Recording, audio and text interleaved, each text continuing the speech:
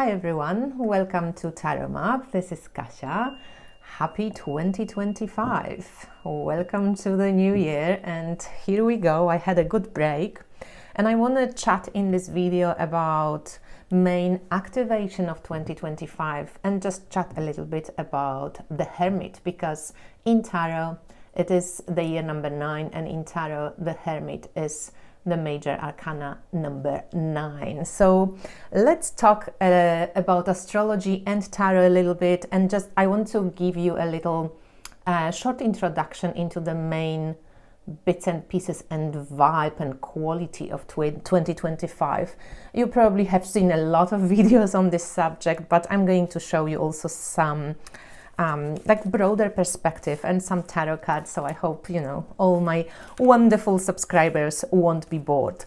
So starting from 2020, as you know, we are in the constant we can call it energetic upheaval, because we are shifting and changing, and 2025 is no different. To me, 2025 is a shapeshifter year. I would call it an Ouroboros year. And it is a year of endings and beginnings, noting that 2026 is actually the year of the beginnings, but also endings. But 2025 is more of an endings and beginnings year. So when we look at 2023, it was a year number 7. It was the year of the Chariot. I think a lot of things, after COVID, finishing 2022, a lot of things wanted to move in 2023. 2024 was quite a tough year for a lot of us. A year of balancing, a year of struggle, a year of push-pull, of in like physical and spiritual kind of dominances and forces playing on the big political platforms as well, which of course influences us on many levels. And now we're heading towards 2025, which is, when you add the digits 2, 2 and 5, it's number 9. We know that 9 is a completion year, or it's a number that then leads to 10, and 10 in turn, 1 and 0 is 1. So 2026 is a year of the Magician and a year of Wheel of Fortune. There will be changes, like big changes and new beginnings. But year number 2025, which we are in right now, is the year of the Hermit. So it's really unprecedented what's happening. It's a little bit like 2020 in a way, what's happening in 2025. Because when you think of the slow-moving planets like Pluto, Neptune, Uranus, for example, Pluto shifted signs in 2008. Neptune shifted signs in 2011. Uranus shifted signs in 2018. So, they were never really that close together when they were shifting from one tropical zodiac sign to another. Just to be clear, this video is based on tropical astrology. But when we look at 2025, we have a huge activation of planets that change signs going on. So in December 2024, just at the end of the year, Pluto has finally moved into Aquarius. So it was hanging between tropical sign of Capricorn and tropical Aquarius, and finally moved into Aquarius. So in 2025, we have these unprecedented happenings and activations, because on March 30th, Neptune, which is connected to the Hangman archetype in Tarot, is shifting from Pisces into Aries. A very big shift, because it's doing it nearly together with Saturn, which is connected to the world, and it's changing also from Pisces into Aries. So we're going from water into air. And then Saturn changes on May 25, so nearly like a month and a bit later. On June 10th, again, not even a month later, Jupiter is moving from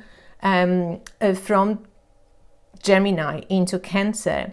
And then on July 7th, a month later, Uranus is moving from Taurus into Gemini. So that's big. That doesn't happen very often. And a lot of, especially like Saturn, Neptune, Uranus, the slow moving planets, generational planets, outer planets are shifting signs. And that conjunction of Saturn and Neptune, that's actually really exact in 2026. It's quite unprecedented. These two, they set new political movements very often. So they connected to like movements of communist and socialist movement. And there might be shifts in power. And we can see that like they shift both Neptune and Saturn from Pisces into Aries. And I want you to observe specifically around July and August when all these outer planets will be in their new signs. Because that's like sneak peek of what actually is going to happen in 2026, which seems like a new beginning year. 2025, as I said, Shapeshifter, Ouroboros, endings, beginnings, going back to the old. 2026 seems much more of a beginning year, but even in 2026, Uranus will be moving back and forth. So we can say that 2027 really, will be the new energy fully rooted, but 2026 definitely much more on the fresh energy than 2025. But July, August, watch these 2 months, keep your vision strong then, and take time, to do a little bit of hermiting, because it's 2 important months.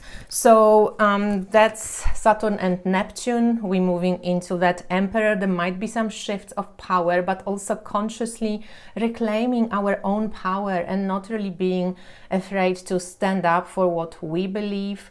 Hermit also, which is really interesting, often speaks about protecting what lights you up and following your creative vision. And this book, Tarot for Creativity, it's really very, very sweet. I love it. And sometimes we only think of Hermit as like removing ourselves from the world, but it's not all that Hermit does. It's number 9, right? So it's also the commitment to what path we want to take when we start this new cycle, right? So it's commitment, it's what we want to light up. And because Emperor shows up here, it's like, how do you want to reclaim your power to put the light or shed the light on what's unconscious, where maybe you are being ruled by some fears or anxieties, limitations, etc. When the world powers are being abused, how can we reclaim this in the most positive way, So then Jupiter, the biggest planet in our solar system, it's moving into the sign of Cancer from Gemini, which it was in, from Lovers, moves into Chariot. So again, we're moving into Emperor from the Moon, we're moving into Chariot from the Lovers, and then Jupiter is moving from Taurus, from the Hierophant, into the Lovers. So we have some social element here as well, but these 3 archetypes seem to be, very important for 2025, the Emperor, the Chariot, and the Lovers. And it speaks a lot about, control. It speaks a lot about power and about relationships, relational aspects, feminine, masculine balance, and acting in alignment with the heart and the mind. So I was just thinking, it just looks so nice when you have some images for the year. So the main activation for 2025, which is this Hermit year, and number 9, there will be a lot of endings, a lot of releases, a lot of completions. And as I mentioned, from March 30th, we're slowly entering that new energy, with Neptune shifting, Saturn shifting, then Jupiter shifting, and then Uranus shifting. From July 5th, Neptune starts moving retrograde, then July 13th, Saturn starts moving retrograde. On September 1st, Saturn will go back to the old sign, to Pisces. If you have the last degrees of Pisces, like 29, 28, you are, or first degrees of Aries, like 0 Aries, 1 Aries. This is very personal for you as well. This is a big shifting years for you. If you by any chance don't know your astrology, please like get an astrology reading. I of course would highly recommend to get a reading with me, but whoever suits you, you know, you've got to resonate with the reader. But please take a look at my website, and also if you have been my client, I've, you know, where is the full heading in 2025, it's still valid and available until end of January only. So if you want a yearly prediction with astrological cycles, your own cycles, personal cycles, where this stuff is happening in your life, with tarot and oracle reading, tarot map style with a lot of cards, please grab this reading while it's still available. And we have, of course, eclipses. The moon nodes will shift from Aries and Libra to Pisces and Virgo. And we have eclipses in March. On March 14th, there is a full moon eclipse in Pisces and Virgo. And on March 29th, there's new moon solar eclipse on 9 degrees Aries. And then we have eclipses in September again. September, the full moon, a lunar eclipse, and then September 8th, and then September 22nd, new moon solar eclipse in Virgo. So again, these months might be intense, March and September, and observe, especially July and August, what are the new seeds? What does it feel like with this Aries, with all these new archetypes stepping into fully, and then they retreating back, but then 2026 will continue. If you start something around July, August, and you feel like, oh, it's just not going anywhere as fast as you wish, wait for the right momentum, and things will start shifting, because we're moving from the Hermit year into the Magician year in 2026, right? Into the year of the wheel. So let's talk about Hermit just to close off this this video. And this is something which I find really interesting. This is from this book, Tarot du Monde Perdu. It's by Sarah Faulkner, and it's the guidebook to Tarot of the Drowning World, okay? And I just looked at Hermit because they have this booklet. It's really great. It's such a good book. I love reading it. And in the earliest tarot, the Hermit was called the Old Man because it's connected somehow. We connected to Virgo archetype, but it's Saturn also, like the Chronos, the father time, but it's holding a star. And it's interesting that we have a Sirius conjunction, big Sirius conjunctions happening in 2025. And often I heard people saying that, you know, the Hermit holds Sirius because Sirius is very strongly connected to evolution of our galaxy as well and to our solar system. So this Guy Debord wrote in 1967. That was before social media, and this is now, if you're bored, just skip further when we talk about Hermit. But I love this really made me think. Whereas directly lived experience is a continuum of emotion and sensation, the representational life is a stream of images detached from their living context. The original context of this directly lived reality cannot be re-established. Living a representational life has a completely separate but unified experience unto itself that exists purely in thought. And here I would say purely on social media. You know how sometimes this is a representation of a life, and often this life doesn't fucking happen. A reality is increasingly represented as images, to be experienced by sight alone. Eventually a completely separate pseudo-world of images emerges, where the actual reality is only represented but never actually experienced, merely performed and eventually simulated. The horizon of this representational reality is one in which individuals merely witness an image of the world in fully autonomous, non-lived lives. Makes me think of me watching vlogs of people traveling right now. You know, we live in such crazy realities. We have to be really careful not to fall prey to it. And I think Hermit also teaches us to reclaim that inner light, to reclaim the inner dream, to like shine our talents, share our experience, live our experience, and commit to true life, you know, commit to make time to go up on the mountain. So medicine of Hermit, of course, is solitude. So we might need times for solitude, for contemplation, for rethinking.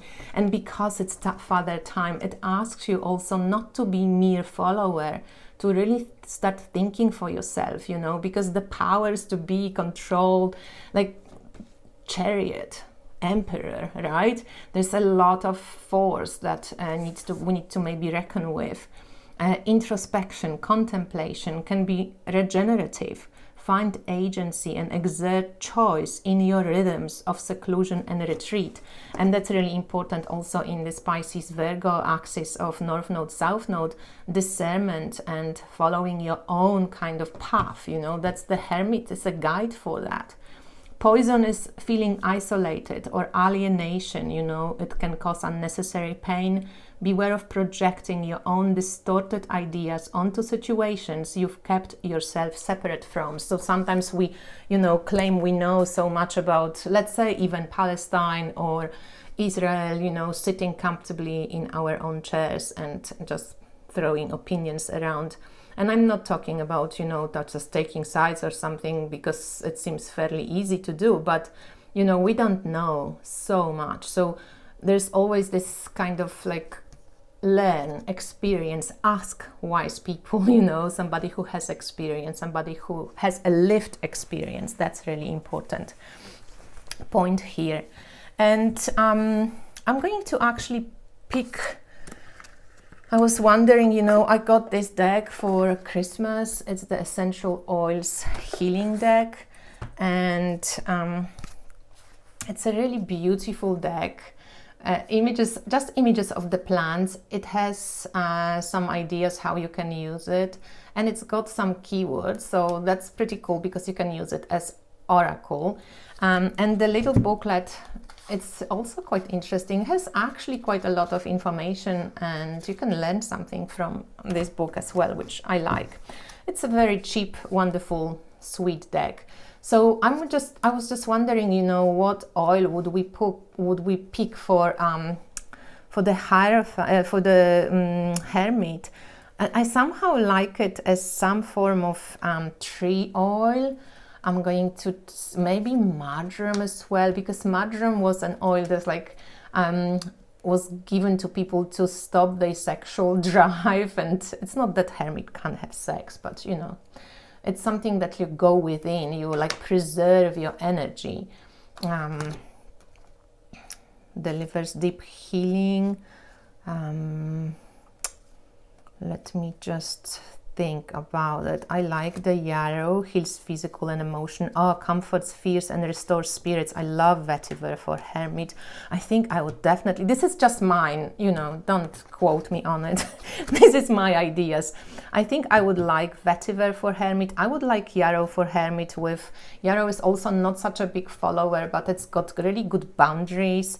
And I love also juniper for Hermit, because juniper trees always grow in some like mountainous terrains, or you know, not in a very easy, not easy accessible.